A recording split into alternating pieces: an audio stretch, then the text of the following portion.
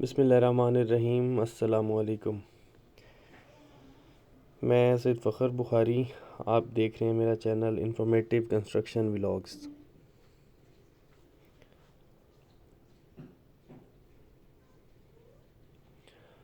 सबसे पहले जिन लोगों ने इस चैनल को सब्सक्राइब नहीं किया, काइंडली सब्सक्राइब कर लें और प्रेस द बेल आइकन ताकि नेक्स्ट आने वाली वीडियोस आप लोगों तक उसका नोटिफिकेशन पहुंच सके। मैं इस वीडियो में आपको बताऊंगा कि हम लोग सिलेंडर या क्यूब्स क्यों भरते हैं, कंक्रीट की टेस्टिंग क्यों की जाती है और कैसे जो है हम उसको प्रॉपरली उसको जो है ना हम भरते हैं या उसमें क्या क्या चीज़ें हमें एहतियात करनी चाहिए। लेकिन ये है कि आप इसको मुकम्मल देखेंगे तो आपको आइडिया होगा कि ये सब कुछ कैसे हम इसको मेक श्योर कर सकते हैं एक्चुअल स्ट्रेंथ लेने के लिए, या जो हम अपने किसी भी मेंबर पे यूज़ कर रहे होते हैं कंक्रीट, तो उसकी पीएसआई चेक करने के लिए कि हम जो उसमें कंक्रीट यूज़ कर रहे हैं उसमें और इसमें क्या फ़र्क है। बेसिकली कंक्रीट का जो मेयार का अंदाज़ा लगाने के लिए हम कंक्रीट को टेस्ट करते हैं। कंक्रीट को टेस्ट करने के लिए जो हम नमूना तैयार करते हैं या सैंपल लेते हैं, उसको हम इसको सिलेंडर टेस्ट कहते हैं। इसमें बहुत केयर करनी होती है क्योंकि इसमें वो तमाम खसूसियात होनी चाहिए जो कंक्रीट के काम में पाई जाती हैं। लाइक हम जो भी काम कर रहे हैं उसकी जो है ये सेम हमें जो है इसकी पीएसआई पता चलती है।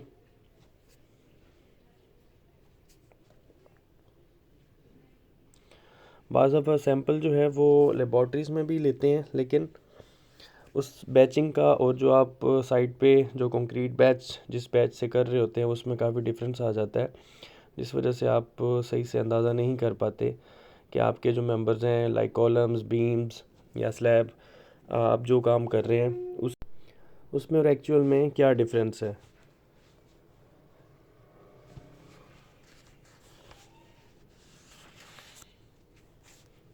तो इस टेस्ट के लिए जो हम क्यूब शेप के जो हम अपरेटस यूज़ करते हैं, इसका जो साइज़ होता है वो 6 इंचज़ इसका डाया होता है और तकरीबन इसकी जो हाइट है वो 12 इंचज़ होती है। सबसे पहले तो कंक्रीट का जो हम सैंपल लेते हैं उसके लिए ये कि मोल्ड के अंदर आप मिट्टी का तेल या कोई भी चीज़ इस तरह की लगाएं जिससे कंक्रीट बाद में इजीली अलहदा हो सके, और कंक्रीट को लेयर बाय लेयर इसमें डाला जाता है। और हर लेयर को डालने के बाद इसको या तो आप वाइब्रेटिंग टेबल पर रखते हैं, अगर वो अवेलेबल ना हो तो आप इसको रॉड के साथ इसकी हैमरिंग करते हैं जैसे कि आप देख रहे हैं। और इसको रॉडिंग करने के बाद इसकी हैमरिंग भी की जाती है 25 टाइम्स। उसके बाद इसको दोबारा लेयर डाली जाती है और फिर से ये सारा प्रोसेस किया जाता है।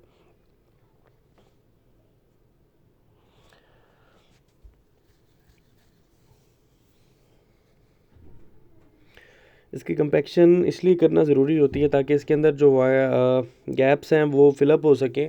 गैप्स की वजह से जब इसको टेस्ट इसका किया जाता है लेबॉर्ट्री में, उस वजह से इसकी स्ट्रेंथ में स्ट्रेंथ पे इफ़ेक्ट होता है, जिस वजह से आप सही से इसका अंदाज़ा नहीं कर पाते कि आपकी जो कंक्रीट आप यूज़ कर रहे हैं वो आपकी रिक्वायरमेंट या उसके मुताबिक आपकी रिपोर्ट्स आ रही हैं कि नहीं।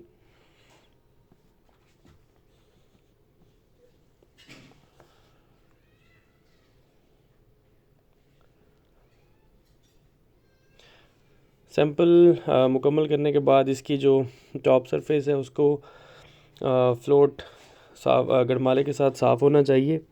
अगर आपकी सरफेस साफ़ नहीं होगी तो वो क्रशिंग के दौरान आपकी जो लेबॉर्ट्री मशीन होती है उसमें फिर वो सही से उसको ग्रिप नहीं उसकी मिलती।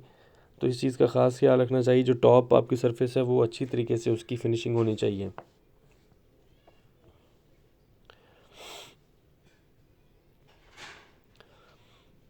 जब आप ये सैंपल तैयार कर लेते हैं, आफ्टर 24 आवर्स आप इसको ऑलमोस्ट 20 टेम्परेचर पर रखते हैं।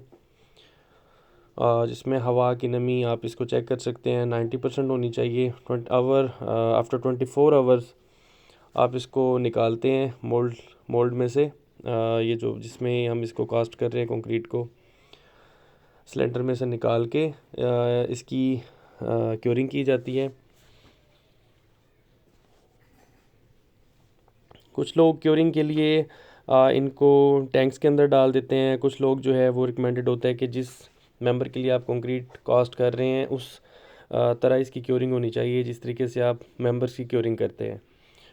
तो ये इसके बाद इसकी टेस्टिंग करवाई जाती है 7 डेज़ और 28 डेज़ नॉर्मली होती है, जिससे आपको अंदाज़ा हो जाता है कि आपकी जो कंक्रीट कास्ट की गई है कितनी स्ट्रेंथ की थी, कितनी पीएसआई की थी, या उसके ऊपर जो आपकी फोर्सेस आ रही हैं वो उसका क्या डिज़ाइन लोड किया गया है।